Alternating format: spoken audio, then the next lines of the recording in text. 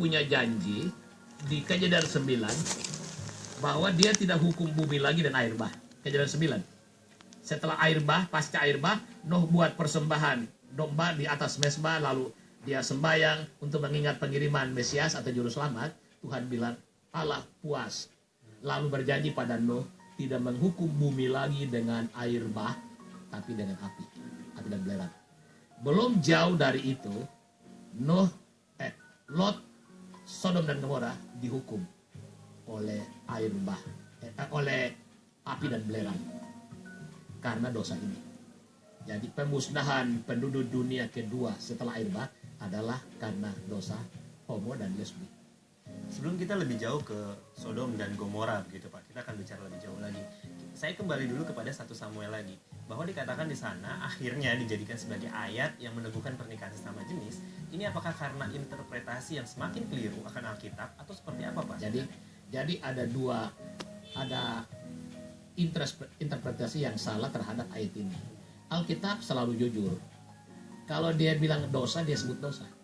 Kalau dia bilang ini laki kawin laki-laki, dia tulis. Karena di banyak ayat pun ada contohnya. Masa di situ dia sembunyi? Alkitab tidak pernah kompromi. Ini demi raja, malu jangan ngomong. Dia ngomong. Itu Abraham, istri berapa dia tulis. Dia selalu jujur. Nenek moyang orang Israel kalau salah dia sebut, tulis jujur itu. Itu namanya kitab suci. Ada orang tantang kitab suci. Kitab suci kok ngomong jorok. Saya bilang itu yang kitab suci. Kenapa? Karena joroknya orang dia ngomong. Itu kitab suci. Kalau joroknya orang tidak disebut, kita ragu. Lo kok kompromi? Kitab suci ngomong semua kebobrokan itu. Abraham punya kebobrokan dia ngomong, walaupun dia Abraham bapak iman. Betul, di sisi lain dia bapak iman dan lain-lain. Tapi kalau ada kesalahan dia tulis, jujur kan? Di ayat pasal ini Tuhan jujur tulis, mereka sahabat sejati. Tidak ada apa-apanya. Jadi kita jangan nambahin firman. Alkitab larang loh, barang siapa menambahkan sesuatu. Wahyu pasal 20 ayat 19, 18, 19. Barang siapa menambahkan sesuatu pada kitab-kitab ini, hukumannya ditambahkan di neraka.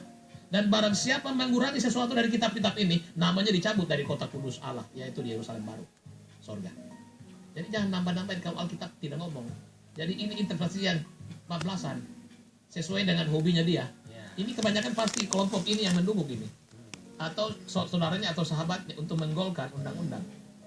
Kita tidak. Kita berkata tetap kitab suci tidak berubah.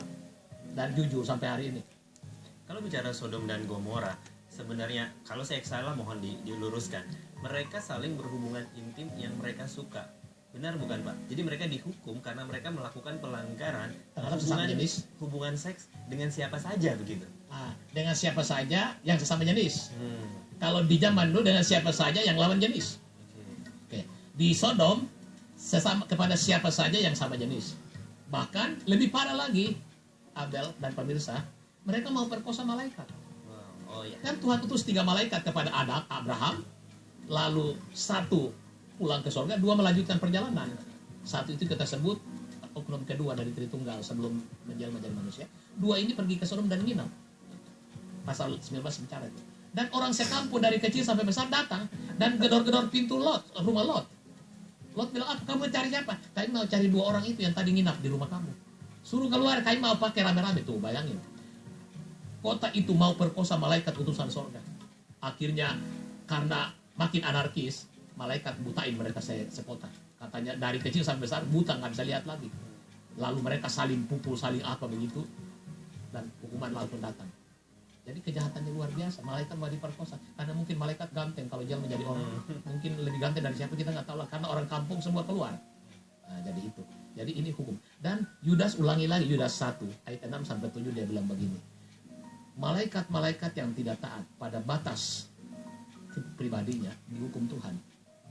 Karena mereka berbuat dosa di Sodom, di zaman Nuh. Jadi ada malaikat yang menikah yang tidak pada habitatnya, yaitu malaikat kan diciptakan untuk tidak menikah. Tapi ada sekelompok yang nakal, dia menikah sama anak-anak perempuan yang di Kejadian pasal 6, dihukum. Terus dia katakan di Yudas pasal 1 dia bilang, demikian juga orang-orang yang melakukan dosa seperti Sodom dan Gomora tidak akan luput dari hukuman kekal yang akan datang untuk semua orang.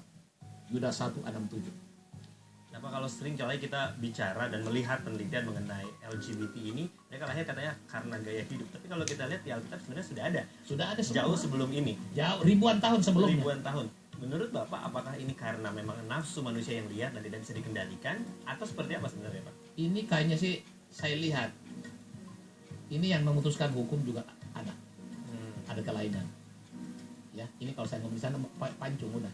Iya. Tapi saya ngomong di sini aja, karena kita negara kita luar biasa.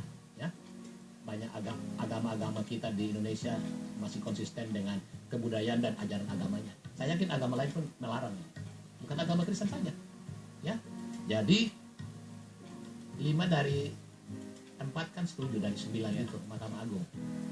Ya pasti 5-nya kita bisa cari latar belakang, tapi kan kita bukan kerja di sana, kita bukan punya urusan ke sana. Ya udah biar aja. Kalau mereka putuskan karena beda satu suara kan akhirnya keputusan keluar. 50 negara bagian boleh.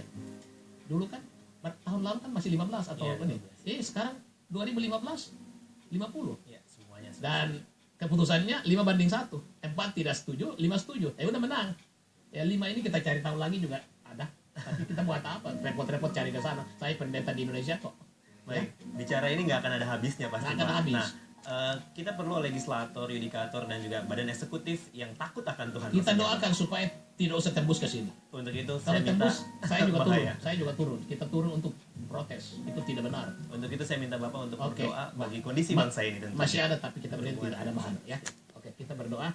Terima kasih Tuhan untuk pengajaran kitab suci yang konsisten, tidak dapat diamandemen oleh manusia karena itu adalah hak mutlak dari Tuhan, otoritas tertinggi, sudah final dan definitif, sehingga kami tinggal taat. Saya sebagai pendeta mendoakan biar Tuhan lindungi negeri kami, negara kami yang Pancasila, ketuhanan yang Maha Esa, dan masih konsisten dengan ajaran agama bahwa hal ini tidak mungkin dilegalkan. Saya doa supaya para pemimpin kami, Tuhan beri hikmat bijaksana, supaya pengaruh-pengaruh yang tidak sesuai dengan kebudayaan kami tidak boleh masuk ke sini Tuhan, karena mengganggu akan kehidupan kami bermasyarakat di tempat ini. Berkati juga jemaat Kristen dimanapun supaya tetap setia dengan kebenaran, karena kebenaran tidak bisa dikompromikan, karena hukumannya sangat berat. Terima kasih demi nama Yesus Tuhan yang hidup. Amin. Amin.